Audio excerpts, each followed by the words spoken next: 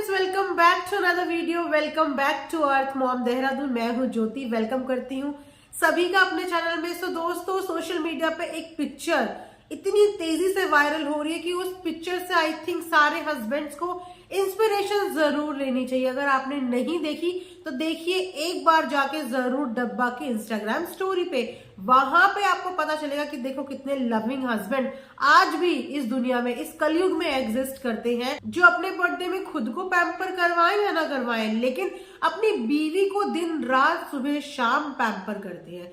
Pamper करना बनता भी है जब घर की पूरी भाग दौड़ और खर्चा पानी बीवी के ही कंधों पे हो, तो ऐसे आदमियों को करना भी पड़ता है जोरू की गुलामी।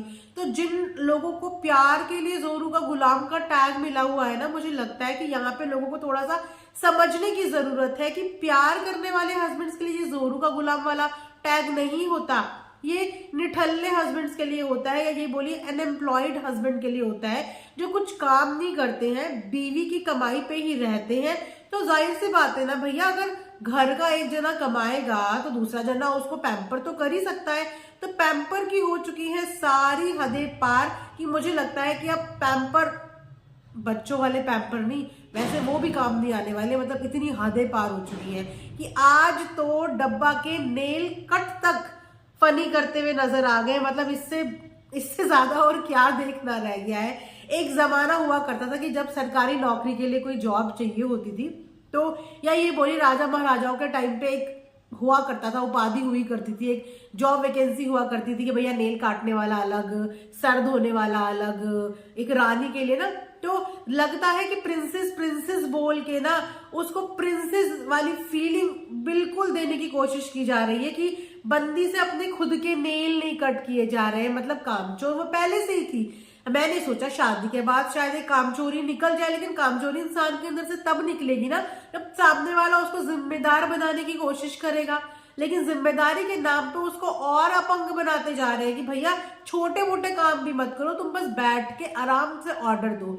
घर में फतेहा था, मुझे नहीं पता वो क्या होता है, पर हाँ मैंने व्लॉग में देखा है कई बार, शायद जहां पे सबको खाना खाने के लिए बुलाया जाता है ना, तो उसमें सब बता रहे थे कि मैंने ये किया, मैंने वो किया, लेकिन डब्बा ने एज अ बहू वहां पे कोई कंट्रीब्यूशन ही नहीं दिखाया।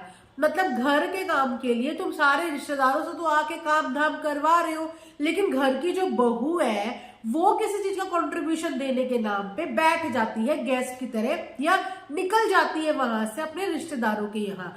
जब घर में प्रोग्राम है, कोई फंक्शन है, तो उस समय पे डब्बा को अपने ससुराल में होना चाहिए या डब्बा को पहुंच जाना चाहिए अम्मा के यहाँ, नानी के यहाँ खाना खाने के लिए।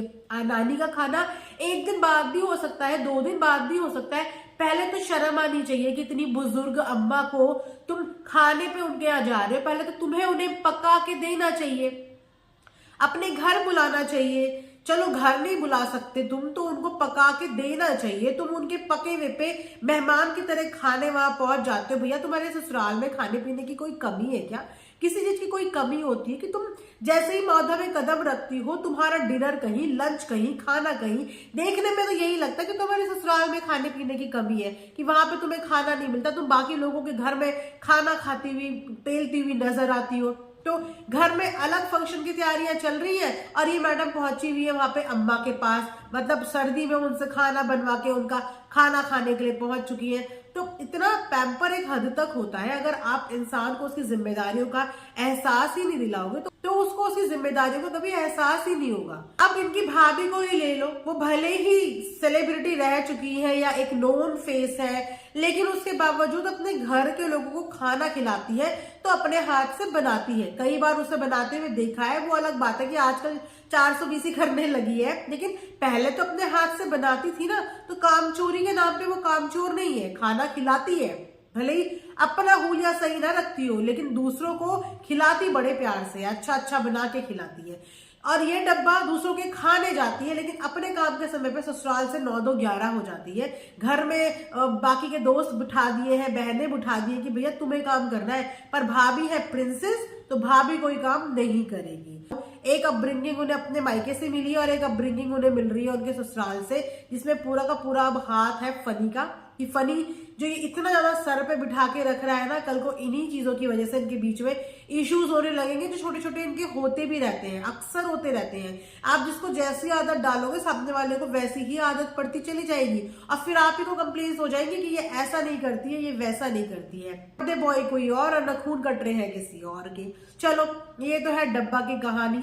उसके बाद डब्बा की एक अनहाइजीनिक हालत। वैसे एक क्या, इस घर में सभी के अनहाइजीन के तो डंके बजते हैं, मतलब नहाते धोते नहीं है क्या ये लोग। कई बार इनके कमेंट सेक्शन में भी मैंने ये सुना है कि कितने गंदे रहते हैं, नहाते धोते नहीं है।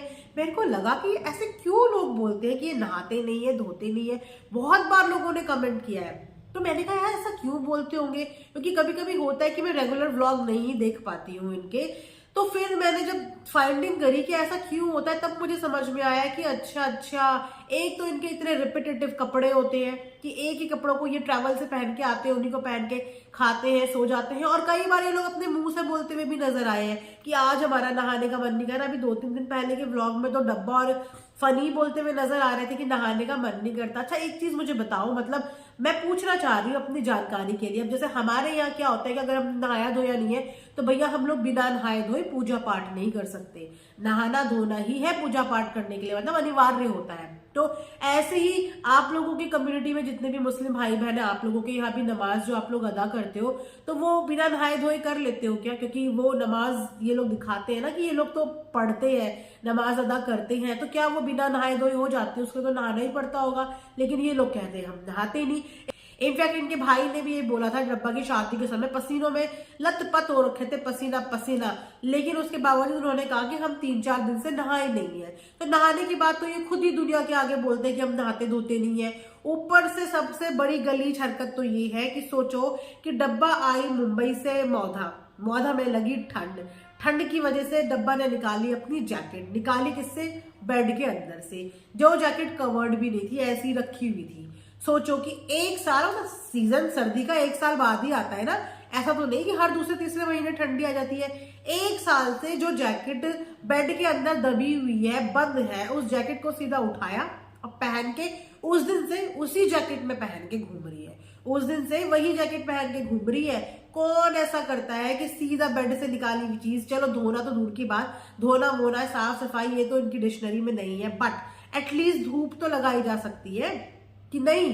लेकिन धूप में नहीं लगाई, उसको सीधा उठा के पहन लिया और 3-4 दिन तक उसको पहने ही जा रही है, अभी तक वो उसके बदन से उतरी नहीं। वैसे ही इनकी भाभी के हाल है। वो जो जीन्स वो आजकल पहन के घूमती है, जिसके ऊपर वो जनाब की स्वेट शर्ट्स, कभी हुडीज, कभी लॉन्ग टी शर्ट्स डाल लेती हैं, जो जीन्स है, एक ही जीन्स पहन के, वो एक ही डेनिम पहन के आप लिखवा लो, जितनी मर्जी चेक कर लो इंटरव्यूज, वो एक ही डेनिम पहन के ये हर जगह जाती है, मॉल, शूट, एवरीवेयर, सिर्फ एक ही डेनिम।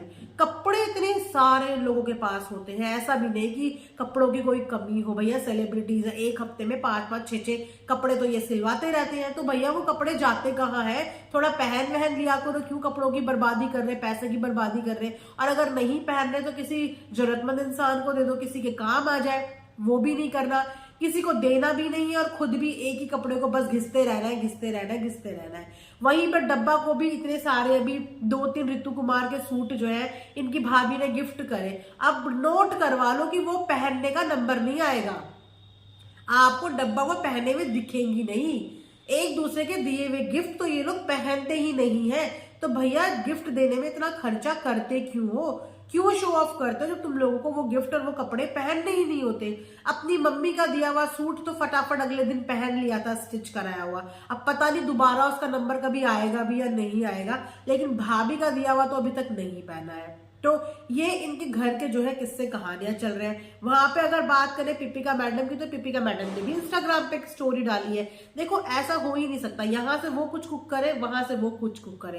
पहले तो चलो पिपिका मैडम का ही कुकिंग पर अधिकार था, फिर धीरे धीरे इस पे कब्जा जमा दिया डब्बा ने बोला कि भैया जब भाभी कर सकती है तो मैं भी दिखाऊं।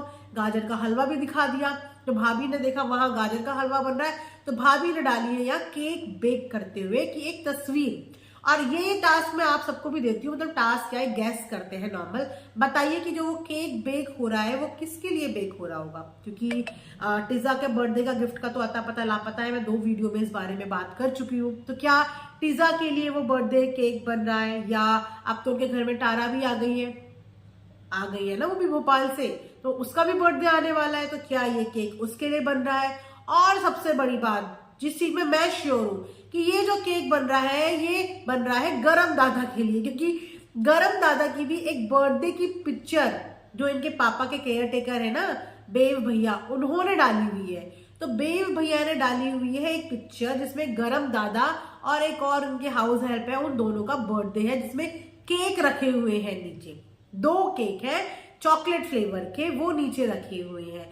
तो मेरी प्रेडिक्शन ये कहती है कि जो वो केक बेक कर रही है पिपिका मैडम, जो अपने प्यारे गरम दादा के लिए बेक कर रही है, लेकिन वहीं पे कुछ लोगों का कहना ये भी है कि ये टारा के लिए कर रही है। तो आप लोग भी बताना कि आप लोगों का गैस क्या कहता है कि जो पिपिका मैडम की बेकिंग चल रही है after a very long time, और अभी तक फनी को विश करते हुए पता नहीं कोई आया कि नहीं आया पोस्ट, पता नहीं।